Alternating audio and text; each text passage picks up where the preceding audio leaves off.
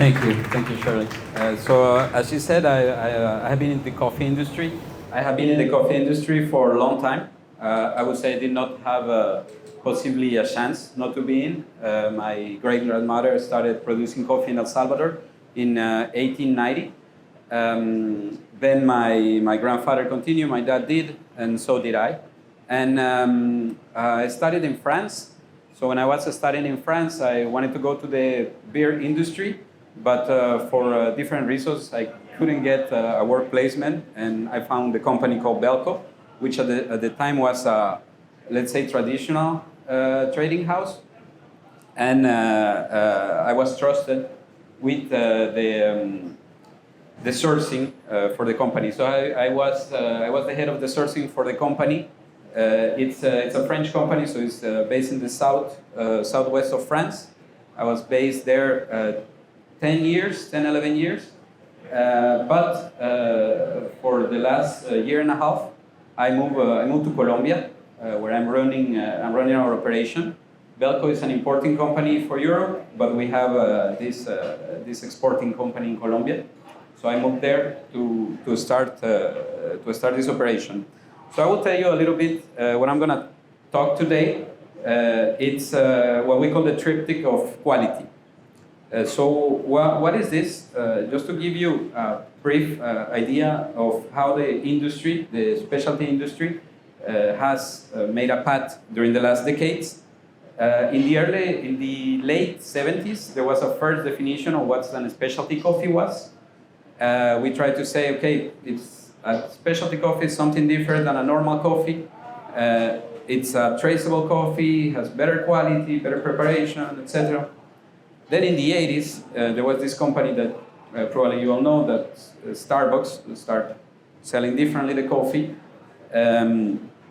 with their coffee shops, with putting regions. They were talking about Tarrazú in Costa Rica, etc. So this is what we know normally as waves, the first, second wave of coffee. So the first one is having an idea of coffee as a mass product, then having a differentiation, and then this is where my story will start. It's between 98 and 2003. As I said, I came from a background of producing family, producing country. There was a crisis of prices in coffee. In 1998, basically the price of Arabica coffee went from, there was a frost in the US, in Brazil in 92, 93 more or less, so prices went up to 300 cents per pound of coffee. But when we were in 1998, and that we had this coming of Vietnam to the world of production, there was suddenly 20 million bags coming to the market. So what happened? The prices collapsed. So the prices went to 44 cents per pound. Imagine, from 300 to 44 cents. That's quite a lot. And above all, imagining that already at that time, the cost of production for coffee were higher than that. So at this moment, there was this association, which I was able to meet. I was very, very lucky to meet them at that time. As I said, my family has always been in coffee, so my grandfather founded a cooperative. My dad was the president of this cooperative at the time that Cup of Excellence started, and I was able to, let's say, help a little bit preparing some of the first Cup of Excellence. And the Cup of Excellence, what they were trying to do was to say, okay, we can have traceable coffees that are better, have a better quality, so we're going to pay them more. And that was how it came. This idea of let's pay more for a better quality that is traceable. So this is how it started, what we know as the third wave of coffee. So the third wave of coffee, it lasted like this until, I would say, the COVID period. So it did not move that much, but it moved quite a lot for the other part of the supply, because a lot of coffee became traceable. So basically from no traceable coffee, you start having eventually coffees from regions, from cooperatives, from associations, from farmers. Microloads came in, new processing, etc. And we were really focused on saying, okay, this coffee is traceable, it has a good quality, and then we're going to pay it more. So we're going to pay the farmer for the work he's doing. So on these two principles, it's how the third wave of coffee came in. But then eventually we start thinking, okay, maybe it's not enough. Why is not enough? And this is something also, I had a discussion one time with Marcos that was very funny. I was invited to do a copy. I don't know if probably you don't remember, but we were invited. I think it was possibly it was in Sweden at a World of Coffee trade show in Europe. We were invited to Cup of Excellence, coffees from Brazil. And I said to Marcos, hey, you want to come join me? I said, I won't go because I don't know if coffees are clean. And I said, what do you mean you don't know if they are clean? They won Cup of Excellence. I said, well, I don't know how they were produced. And in a way, he was right. You know, I mean, it's not just because the coffee is well that we can call a coffee special. So here's when it comes, all this idea of also including the environment. And it's important for many reasons. Well, the first one is for the ecosystem itself. Because if we believe, as Marco said, I have a background on food and agronomy engineering. I did my studies in a time where we were going towards everything chemical. Everything was chemical. Even at the university, we were not studying soil, we were not studying edufology. So we were coming from this, so we didn't care actually. We were just productive agriculture. It matters that it produces, but we didn't think on everything that is surrounding a farm. And what is surrounding a farm? Well, you have other vegetations, you have plants, you have trees, you have animals, you have water, as you say, you can have rivers, but you also have people, and people's living there. And as I said, I lived a long time in France. In France now they have a big issue for people being sick. Agricultures being sick for how much pesticides they were using. So it is very important. So if we combine these three, so as I said, economical, because you pay well, someone that is produced a quality coffee, but on the top of that, if you work also on the environment, on the agricultural practice that they have, well, then you have a triptych of global quality, let's call it that way. And why do we work on this basis, or why do we believe in this? Because one, you have this triangle, you have also a circle of well-being for the community. And that's something that we really believe in, because the country where I'm from, El Salvador, just for you to have an idea, 750 people are living per day to the US.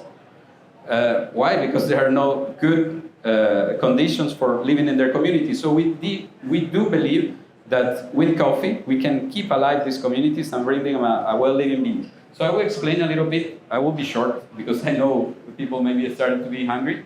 So as I said, we are based in Colombia. Colombia, it's a very big country. It's around 1,200,000 square kilometers. They produce coffee on all the west of the country, which is what they call the mountain range. They call it Tres Cordilleras because it's three mountain ranges. So you get production from the north, bordering Venezuela, to the south, bordering Ecuador. So basically you have all across the country production. Then as it is so big, the production in the north center, their main crop, it's by the end of the year. So now we're starting the main crop. And from the center to the south, which are other departments, very well known as well in coffee, Huila, Tolima, Cauca, Nariño, they will have a small harvest by the end of the year that typically in coffee we known as fly crops, like Kenya. Kenya has a fly crop as well. There are not many countries having two harvests. Colombia is the case. And then by the middle of the year, south center, you have their main harvest, and then north has a very small fly crop. So it's quite a big country. And then how do you buy coffee in Colombia? So I'll explain you. So basically, they have the largest national coffee federation of the world. It's the largest. They are really big. The FNC, Federación Nacional de Cafeteros, which stands for the National Federation of Coffee Growers. They are at the same time the largest exporter of the country and also handle, probably you know, the brand Juan Valdez. This is the way they export coffee, either in green, either as a final product roasted, coffee shops, etc. So they, as being a national federation, they have to ensure to farmers that they will buy their coffee. So every single farmer in Colombia, no matter the quality they produce, have the insurance that the FNC will buy their coffees. And the FNC gives daily prices, which will be the basis of our prices to buy coffee. I mean, to us or to any exporter. Then you will have cooperatives. What are the cooperatives? The cooperatives are groups of farmers that get into a cooperative and they, let's say, are there for the commonwealth of the producers. Normally in Colombia, cooperatives are quite big. They tend to be sometimes a little bureaucratic, not all the time. They are recognized by the FNC and they get a subvention by the FNC to also buy coffee. So they can also ensure to farmers that they will buy coffee from them. And of course the FNC makes that to take out a little bit of stress to having to buy all the coffee of the country. Then you have associations. Associations of farmers, these are smaller.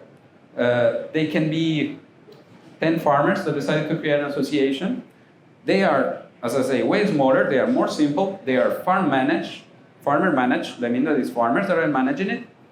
And they are recognized by the FNC, but they do not get subventions.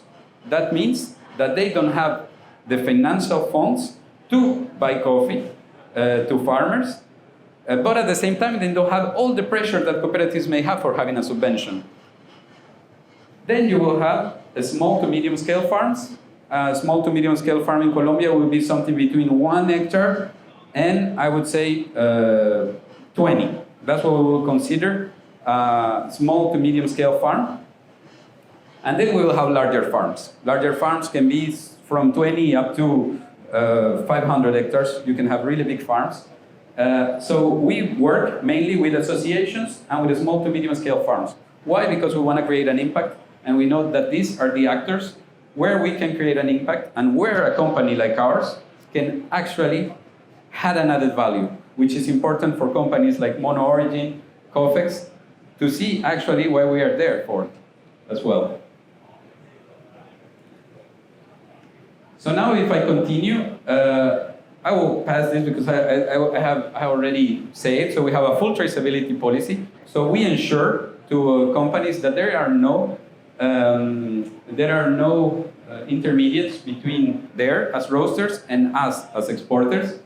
We give to every roaster that buys from us, we give them a full transparency report on how we work. So basically we have international prices, which is New York, exchange currency, which makes the national reference price of the FNC. We then see it here. We compare it. This is what we pay. This is an example. So this is what we pay, and if we compare it to the normal, we pay 32% more than farmers, than the local exporters. So for you to have an idea, this year we pay for full container lots. We pay between 12 to 35% more than the market. When we were in microlots, for some coffees like the geishas, we pay up to 200%. So we really believe in transparency. Transparency, it's important, but I also think that it's important to give a context. Because if I say to a roaster, I pay 1.6 million pesos to a farmer, nobody will get it. But if I say we pay 30% more, that people will understand it easily. So we also try to give a context. Then, of course, if you want to pay more, if you want to bring farmers also to greener agriculture, you also need to have good quality because it's the basis. I was talking this morning with a very nice chef from Kuala Lumpur here, and I was saying it's like in a restaurant. If you bring the good products and you say you're paying well the farmer, but then if it's not good, then people will not see a difference and won't buy again. So it is very important, and it has to be the basis. And we have been discussing this quite a lot, that the coffee has to be good, because we do not have to forget that the industry, we are working for a cup. And Why we work for a cup? Because at the end, what is more important is you, all the consumers of these coffees. Because if you like it, you will come back again, and that's what will ensure our long-term relations. And then we have, once we have created this, of course, we can talk about a greener agriculture. So in Colombia, in 2008, there was a big rust disease attack. They decided to cut out all the trees, so coffee was not anymore under shade. Now we are trying to bring this back, to have agroforestry, to have floral corridors as well, to bring pollinators, and as well to go towards biological agriculture. If they want to be or not certified organic, that's their choice, but we really want to ensure that they will decrease the use of pesticides, but also of fertilizers of synthesis. This is one association that I found very exemplary in Cauca. It's called Federación Campesina del Cauca. They decided to stop using pesticides in 2012. Now a good part of the farmers of this association are certified organic. And this picture, I took it in their biofactory. So as Marcos was saying, it's something that we promote as well, to have biofactories where the farmers can actually get their own fertilizers and know how to control their diseases. Why do we find this is important? Because in the coffee industry, one of the reasons why farmers are so tied to multinationals, to industrials, etc., is for two reasons. The first one is for money, because they don't have money. So sometimes in coffee, it doesn't matter how much you pay. It matters when you pay. And that's something that that ties them quite a lot. And the other, it's fertilizers, because as they don't know, or they haven't been trained on how to produce more, well, they need to buy fertilizers, they need to buy pesticides, etc. So that ties them to a very terrible system that we have known for many years. So this association, they start doing their biofactory. They start doing it to actually be them who were going to sell them to the farmers. But what happened is that the farmers really liked them. They saw that it was not complex. And now most of the farmers have their own factories at their farms. What is nice is that now this biofactory is selling up to 90% of their products to the potato farmers, citrus, or other producers, mango from Colombia, because now the farmers, they have their own biofactories. I think this is it. Thank you very much for your time and for listening.